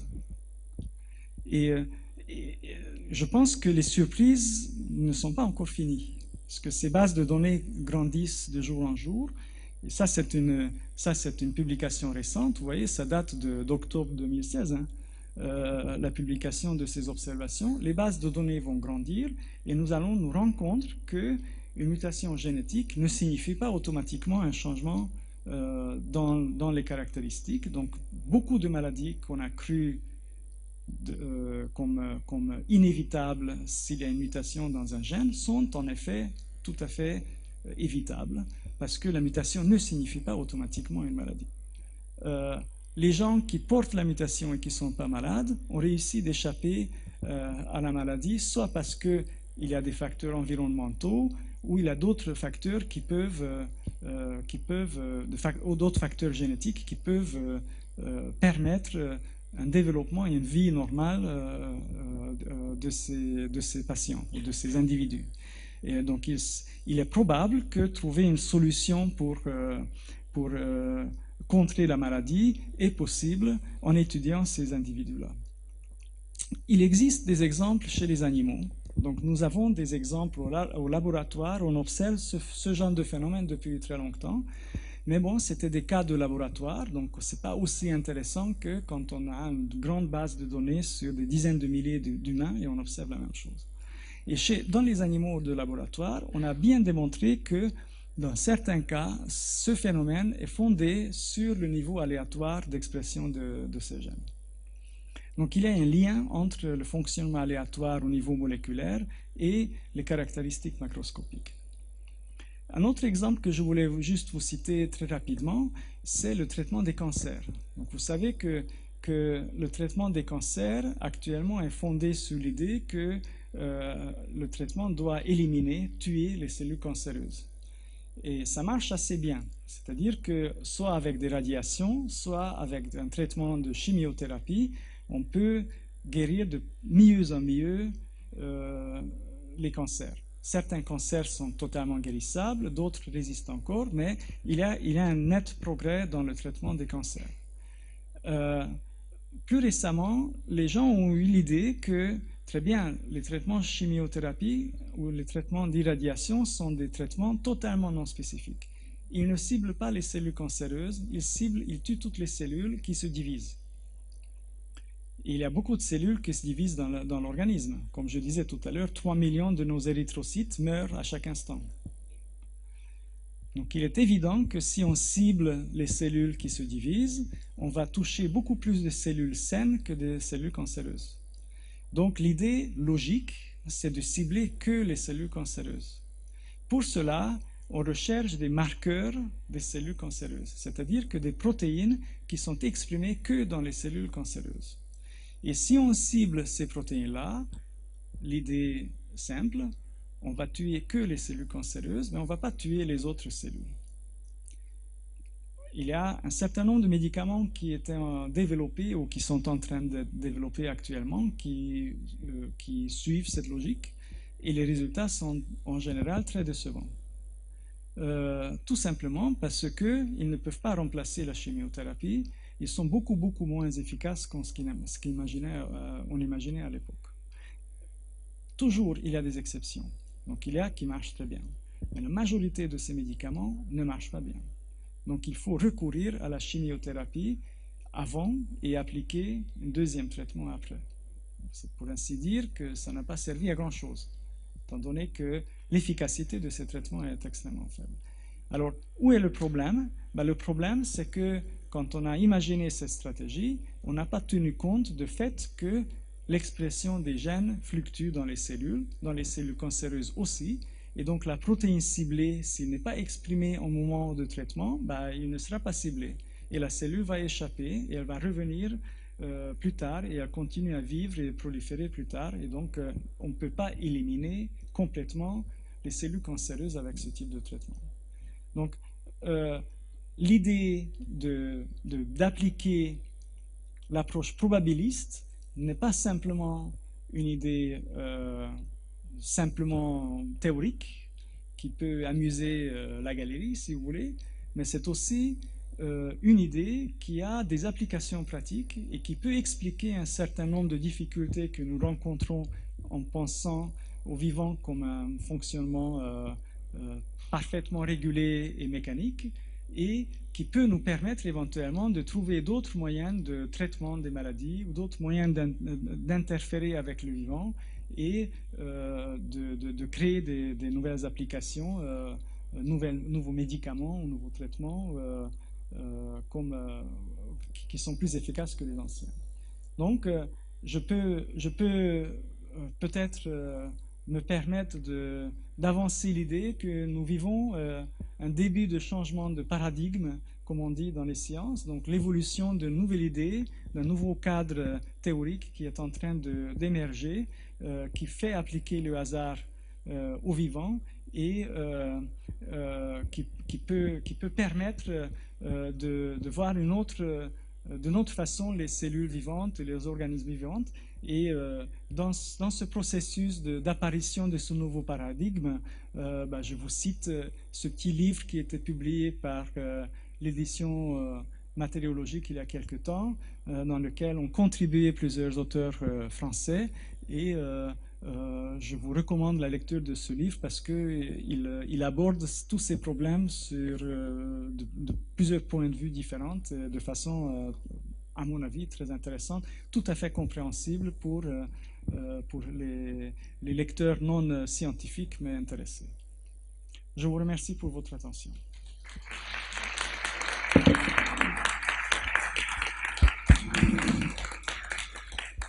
Alors, merci beaucoup. Alors maintenant, nous allons passer aux questions. Donc la parole est à vous. Ah pardon, oui, d'accord. Ouais, comme ça, oui, excusez-moi. Alors qui veut poser une question? Monsieur là, tenez. Alors, parce que vous dites la création, c'est mal foutu, quoi. Est-ce que l'homme va parfaire la création? Il faut qu'on intervienne. Non. L'idée, c'est qu'un seul et unique acte de création, si je peux, comment dirais-je, il ne faut pas prendre ça à la lettre, hein. L'homme ne peut pas créer quelque chose avec un seul coup de création. Il faut répéter beaucoup de fois, faire beaucoup d'essais, comme Shadok. Si on essaie suffisamment de fois, tôt ou tard, ça va marcher. Notre création, entre guillemets, qui est l'application des méthodes de thérapie, par exemple, à des maladies, ce sont des méthodes qui ont mis beaucoup de temps à être mises en place. Et il y avait beaucoup d'échecs. Alors nous avons tendance de ne pas penser à nos échecs et oublier nos échecs, mais ils sont beaucoup plus nombreux que nos succès. Et les succès sont toujours fondés sur cette stratégie d'essai, erreur, répétition. Oui. On finit par faire un pas en avant. Donc c'est ça la vraie création pour moi. Oui, c'est le cut and try. Hein? Les essais, mais il y a aussi le domaine de l'intelligence artificielle. La démarche est différente, mais beaucoup plus difficile. Et là, on s'approche vraiment du principe de marche de la création, avec l'intelligence artificielle. Je sais pas. C'est plus le cut and try.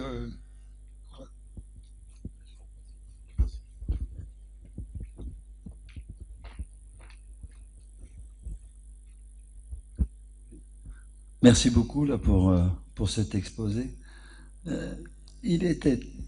Votre exposé est très orienté entre cette fameuse relation entre d'un côté le métabolisme interne de la cellule en communication avec son environnement et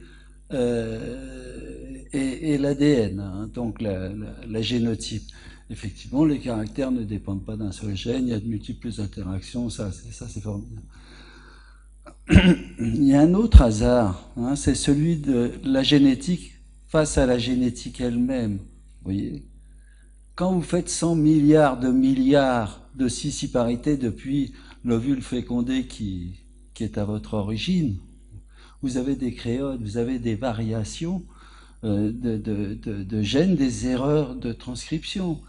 Quand vous avez des gènes qui, sur un filament d'ADN de 2 mètres de long, sont des gènes sauteurs, hein, qui sautent d'un endroit à l'autre et qui, sans modifier le code génétique, hein, fait des mutations qui sont incroyables. Vous avez... Comment ? Oui, Philadelphie et autres. Vous avez des rétrotransposons, c'est-à-dire que vous avez un ADN qui vous fait un ARN qui est lu par un ribosome, hein, et cet ARN revient dans l'ADN et va se mettre n'importe où ailleurs, n'importe où sur cet ADN, et là encore. Et puis vous avez toute cette épigénétique qui n'est pas une épigénétique qui vient de l'environnement, mais qui est une épigénétique interne, hein, à l'ovule fécondé, c'est-à-dire que c'est un sac moléculaire. Donc vous avez plein de mutations, vous voyez, qui sont plus génétiques et non pas cette interaction entre, d'un côté, l'environnement, le métabolisme et le métabolisme. Et là, vous avez un hasard absolument incroyable. Je crois même que c'est Monod qui disait qu'il ne comprenait pas comment ces mutations génétiques pouvaient être à 99% viables. C'est-à-dire qu'elles ne vous tuent pas. Hein, il y en a d'autres qui disent il y a des gènes mineurs, il y a des gènes majeurs, et les mutations, elles sont, comme les gènes mineurs sont infiniment plus nombreux, il n'y a que 30 000 gènes codants, mais il y a 2 500 000 gènes dans notre patrimoine, elles ont beaucoup plus de chances de se passer sur les 2 500 000 que sur les 30 000. Qu'est-ce que vous pensez de ce hasard, donc, plus génétique, hein, que celui que vous avez exposé? Vous avez tout à fait raison, le hasard dont vous parlez dans la génétique est bien connu. Donc vous n'avez pas besoin de moi pour venir ici pour vous en parler. Ce hasard, effectivement, il est présent chez Monod déjà. Donc il y a plusieurs dizaines d'années, on était déjà conscient de l'existence de cet hasard. Le hasard dont je parle, ce n'est pas ce type de hasard. Parce que l'effet de cet hasard, des mutations, est parfaitement intelligible, même si vous appliquez un modèle totalement déterministe. Donc le fonctionnement d'horloge. Le hasard dont je parle, ça exclut le fonctionnement d'horloge. Donc c'est pour ça que c'est un nouveau cadre théorique. Parce que ça dit que non, le vivant n'est pas comme une horloge. Il ne fonctionne pas comme une horloge. Il fonctionne comme une machine fondée sur le hasard, si vous voulez. Donc il n'y a pas ce déterminisme entre les différentes parties que la génétique a supposé. Alors bien entendu qu'il y a beaucoup de mutations dans les cellules somatiques, il y a beaucoup de mutations au cours de l'évolution, tout ça c'est assez bien connu. La génération d'une diversité d'anticorps, par exemple, par le système immunitaire, est fondée sur un mécanisme de hasard. Et c'est un hasard génétique aussi. Donc nous sommes capables, nos lymphocytes sont capables de fabriquer un anticorps qui reconnaît n'importe quelle molécule intrus pathologique qui s'introduit dans la circulation. On ne peut pas coder, on ne peut pas avoir autant de gènes que la possibilité de combinaison de tous les pathogènes qui existent. C'est fondé sur un hasard, mais c'est un hasard génétique. À partir du moment où c'est un hasard génétique, on peut éventuellement l'expliquer son fonctionnement par le modèle déterministe. Le hasard dont je parle exclut le fonctionnement comme une horloge, donc exclut ce mécanisme ultra-déterministe. C'est très comme Greg Bender qui pense que l'ADN c'est un robot moléculaire. Au contraire, je dis tout le contraire. Donc ce n'est pas un robot moléculaire. C'est une molécule comme les autres. Essentielle, certes, mais c'est une molécule comme les autres. Il ne contient pas d'informations, il ne contient pas le livre de la vie, des règles de fonctionnement, tout l'avenir, tout ce qu'on a dit plus tôt. Il n'y a rien de ça dans l'ADN. Parce que ce qui est dans l'ADN, c'est simplement la succession des acides aminés, la façon dont les protéines seront synthétisées avec une succession des acides aminés déterminés.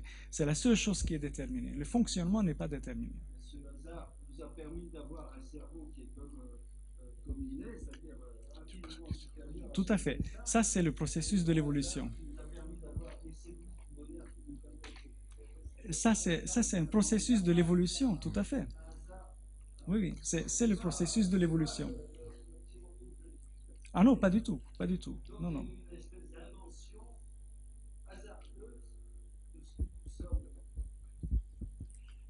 À l'échelle évolutionnaire, oui, tout à fait. Qui est-ce qui veut poser une autre question? Ah. Oui, vas-y, vas-y.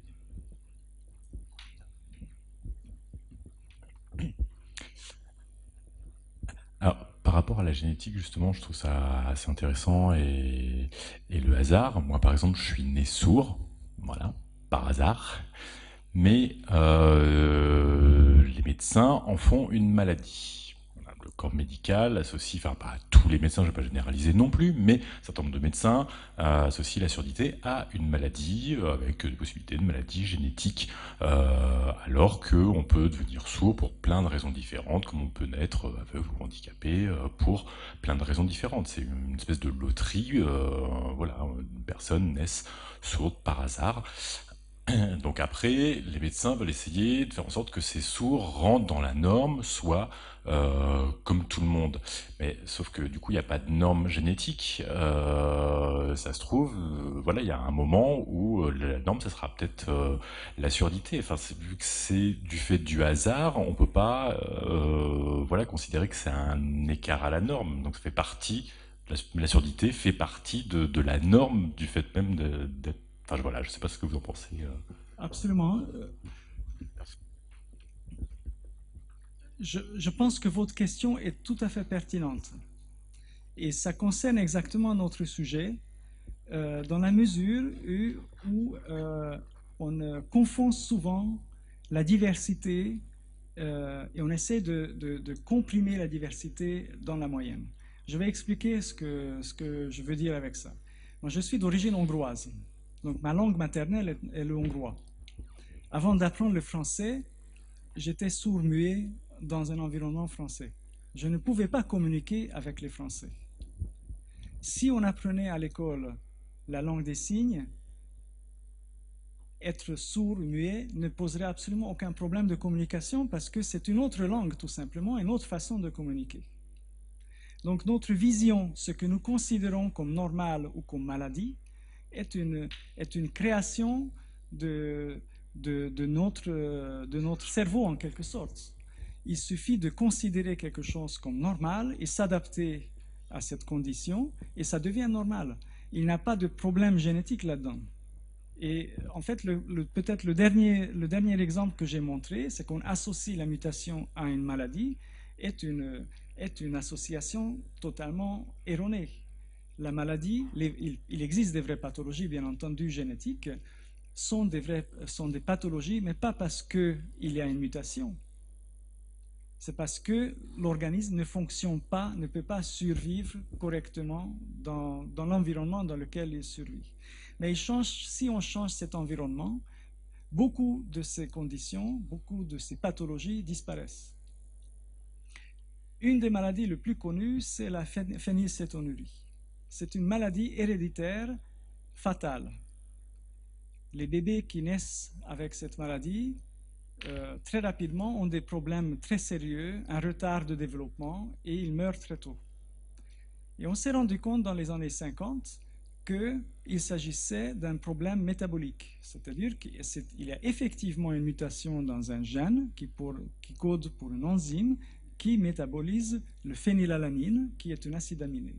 Donc il suffit de changer le régime alimentaire, donc supprimer les protéines d'origine animale, et le patient peut vivre une vie tout à fait normale.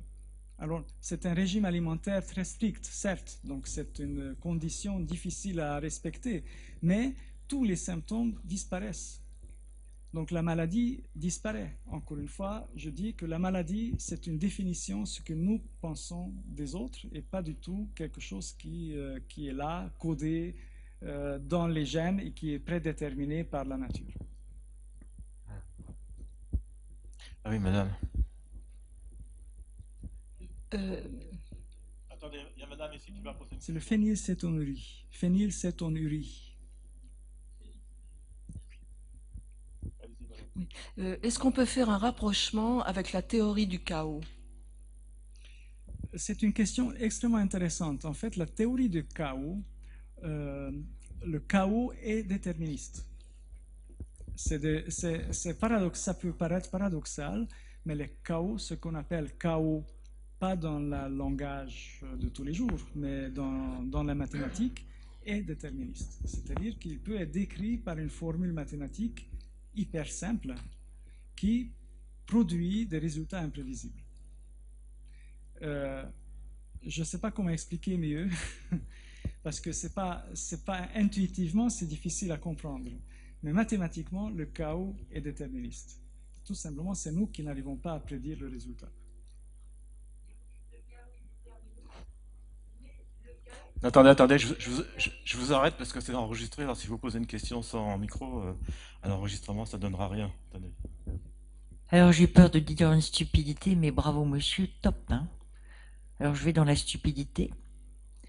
Vous dites le chaos est déterministe parce qu'il y a un algorithme qui le définit, une formule, mais le chaos entraîne du non-déterminisme, c'est ce que vous avez dit? Mais le chaos entraîne lui-même. J'ai compris ou j'ai pas compris? Vous avez bien compris. Oui, oui.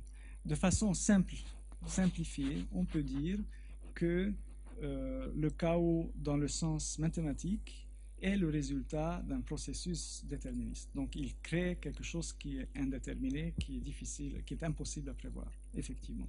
Mais évidemment, dans le discours de tous les jours, on utilise le terme chaos comme équivalent de désordre total. Je suis d'accord. C'est extrêmement intéressant, mais par exemple, si vous voulez générer une suite de chiffres aléatoires, par exemple, avec un ordinateur, ce n'est pas possible. L'ordinateur ne peut pas créer de l'aléatoire, du hasard. L'ordinateur est incapable de créer de hasard. Et donc, on applique des algorithmes de chaos pour générer des chiffres aléatoires. D'accord? Donc, pour nous, en tant qu'utilisateurs, par exemple, quand vous générez un code pour votre carte bleue, par exemple, l'ordinateur génère une succession de 4 chiffres aléatoires. Il y en a beaucoup, mais je ne pourrais pas vous citer comme ça par cœur. Il y a pas mal de livres. Il y a un livre très intéressant qui a été écrit par un auteur américain qui s'appelle Gleick, si je ne me souviens pas, dont le titre est « Le théorie de chaos », justement. Oui, oui, tout à fait. Oui. Il est compréhensible, tout à fait compréhensible pour les non-mathématiciens. Je ne suis pas mathématicien, je pense que j'ai quand même compris quelque chose. Oui, oui, oui. Je rebondir sur la question sur le déterminisme et le hasard. Mais le hasard, ce n'est pas tout simplement une association de paramètres qu'on ne maîtrise pas et qu'au final on appelle hasard parce qu'on n'a pas tous les paramètres dont on voudrait pour pouvoir établir l'équation mathématique finale. On revient un peu au tout début de mon exposé, la façon dont Laplace a déterminé comment fonctionne le monde. Donc je ne sais pas si vous étiez là déjà dès le début, peut-être vous étiez en retard, c'est pour ça j'ai cité Laplace qui a dit que s'il y avait une intelligence suprême, une sorte de démon qui est capable de tenir compte d'absolument tout ce qui est dans le monde, il pourrait toujours prédire l'étape suivante, comment le monde tourne à l'instant suivant. Donc, dans cette définition, dans le cadre de déterminisme laplacien, le hasard, c'est une ignorance, c'est un degré d'ignorance. Donc, on ne connaît pas tout. Mais comme je disais, moi, je ne suis qu'un scientifique. Et ça, c'est une question qui est plutôt métaphysique. Donc, je ne peux pas apporter une réponse à cette question parce que, effectivement, on peut toujours supposer, quelle que soit l'observation que nous faisons, qu'il peut y avoir un paramètre caché quelque part que nous ne connaissons pas et qui peut expliquer notre observation. Et donc, ce que nous croyons hasard peut être le résultat d'un paramètre caché. Mais on peut toujours supposer quelque chose qu'on ne connaît pas, n'est-ce pas? Donc, la méthode scientifique, si on peut parler de méthode scientifique, considère que on ne peut pas considérer comme une objection scientifique quand on essaie de faire intervenir des paramètres cachés.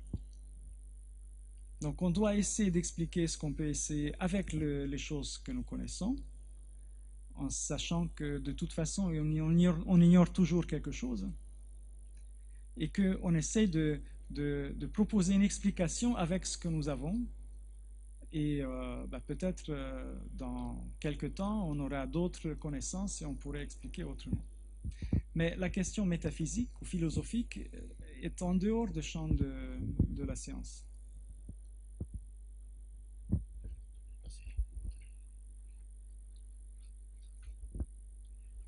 À propos d'explication, l'apparent paradoxe entre le déterminisme et l'aléatoire ne peut-il pas s'expliquer par la vitesse absolument inouïe, inimaginable des échanges moléculaires? Vitesse inouïe qui permet des nombres inouïs d'essais et d'erreurs. Est-ce que ce n'est pas une possibilité d'explication? Il faudrait demander à un physicien quantique sur cette question. Je suis d'accord avec vous. Intuitivement, ça me paraît logique, mais la physique quantique est totalement contre-intuitive. Donc, moi, je ne suis pas assez fort pour pouvoir répondre à cette question. Je suis désolé. Oui, une chose est sûre que si on a infiniment de temps et infiniment de possibilités, on peut toujours trouver la bonne solution, ça c'est clair. D'ailleurs, quand on parle de mouvement brownien, on considère que n'importe quelle particule qui bouge de façon brownienne, s'il a infiniment de temps devant elle va retrouver sa position de départ tôt ou tard. Donc ça, on peut prouver mathématiquement que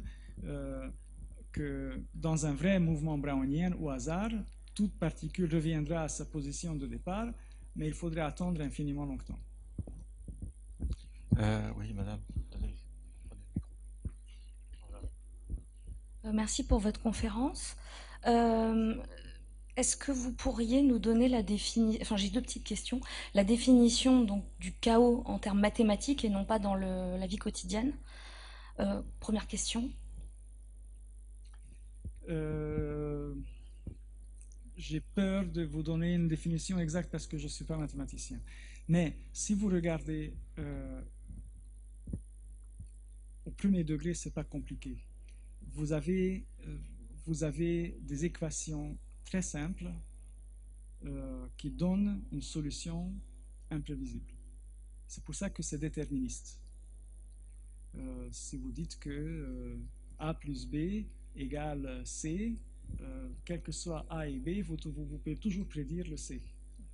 Dans ces équations, qui contiennent toujours un élément non linéaire, c'est-à-dire que ce n'est pas simplement additif, le résultat final devient multiple. Donc il va avoir 2, 4, 8, 16, infiniment beaucoup de solutions possibles, et il est impossible de prédire dans le cas concret quelle sera la solution qui va tomber. Alors c'est intéressant en fait comme problème parce que le tout premier qui s'est rendu compte de l'existence de ce problème, c'était Henri Poincaré. Il a étudié les formules mathématiques qui décrivent le mouvement des corps célestes.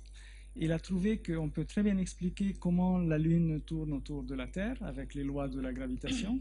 Mais si on rajoute le Soleil, donc c'est le fameux problème à 3 corps, tout d'un coup, les équations dont on dispose, donc on les connaît exactement, donc on sait décrire une ellipse qui est la trajectoire de la Lune, une autre ellipse qui est la trajectoire de la Terre autour du Soleil.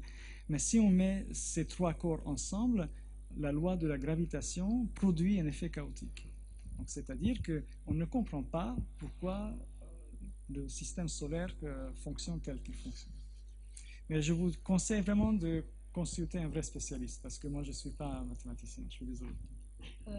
Merci. Deuxième petite question, c'est par rapport à l'historique que vous faisiez en début de conférence et l'idée que dans le spermatozoïde serait conservée la miniature paternelle, sachant que la femme, il me semble, était un réceptacle et qu'elle n'intervenait pas elle ne donnait pas elle-même de constituant. Elle était là pour une forme de cuisson, je crois, c'est ce qu'on m'avait, voilà, un moule. Et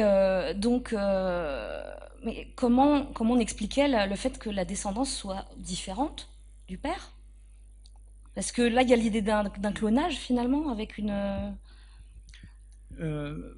Vous savez, avant de répondre à la question concernant la femme, il y avait, certes minoritaire, mais il y avait des ovistes qui pensaient que c'est dans l'ovocyte qu'il a un homuncule. Donc le complémentaire existait aussi, même si c'est effectivement dans le spermatozoïde qu'on voyait plutôt l'homuncule, et donc effectivement ça reflète une certaine vision de la société, je suis tout à fait d'accord. Donc parenthèse fermée. En ce qui concerne les différences qui apparaissent, on ne s'occupait pas de ces différences parce qu'on mettait l'accent sur les ressemblances. Donc si vous dites que vous avez un verre qui est moitié plein ou moitié vide, c'est la même chose. Donc si on considère que le verre est à moitié plein, on ne s'occupe pas de la partie qui manque. Les différences peuvent apparaître parce qu'on subit des changements au cours de notre vie. On peut avoir des accidents, des maladies, on peut avoir de toutes sortes de choses, on peut s'entraîner, on peut ne pas s'entraîner, on change de morphologie de toute façon. Donc l'idée que les différences sont là peut venir que de toute façon ce n'est que l'effet de l'environnement. La question qui était nécessaire, disons, où on cherchait la réponse, c'était la question de ressemblance entre les générations. Donc voilà, une dernière question, parce qu'après il faudra donc libérer la salle. Alors monsieur là-bas. Une dernière question, parce que là le temps est limite maintenant, je suis désolé. Tenez monsieur. Alors. Merci de me permettre d'être la dernière question.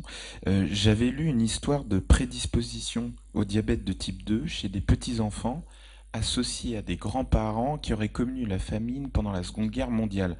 Alors je voulais vous poser la question, où est-ce qu'on en était de la transmission des marqueurs épigénétiques au niveau intergénérationnel chez l'homme et peut-être chez la souris? On dispose de combien de temps? Voilà. D'accord. C'est presque une plaisanterie parce que ce que vous posez comme question est une question extrêmement importante et c'est un sujet très chaud. Ça concerne la transmission des caractères acquis. Alors la transmission des caractères acquis est au centre de la génétique depuis la fin du 19e siècle. Et il était proposé, cette idée que les caractères acquis ne peuvent pas être transmis était proposée par Weissmann, justement, parce que lui, il a proposé sa théorie de continuité de plasme germinal. D'accord? Donc pour lui, si le plasme germinal ne change pas, il est évident que les caractères acquis par le corps ne peuvent pas agir sur le plasme germinal. Donc pour lui, c'était une idée qui découlait logiquement de sa proposition théorique. Alors, après, la génétique a adopté cette idée et le grand débat entre les partisans de transmission des caractères acquis et les partisans de l'impossibilité s'est réglé avec la victoire de la génétique et que jusqu'à nos jours, on considère que les caractères acquis ne vont pas modifier la séquence de l'ADN dans les cellules germinales, ce qui est vrai, n'est-ce pas? Sauf que, et c'est là où ça prendrait beaucoup de temps pour expliquer, il y a toute cette science d'épigénétique qui est apparue depuis 15-20 ans, qui a découvert qu'il existe d'autres mécanismes moléculaires qui peuvent permettre une transmission de certains caractères. Et maintenant, c'est relativement bien documenté, mais c'est très discuté dans la communauté scientifique. Donc, il y a des gens qui disent que oui, ça existe, comme l'exemple que vous avez cité. Il y en a d'autres qui disent que non, ce sont des artefacts. La question n'est pas encore complètement réglée et je pense qu'elle sera réglée relativement rapidement parce que c'est un champ de recherche assez intense. Mais je peux vous dire que ça génère des débats entre les scientifiques qui dépassent presque le cadre scientifique et qui ressemblent beaucoup plus à des débats idéologiques qu'autre chose. Écoutez, je vous remercie beaucoup de votre participation. Merci beaucoup.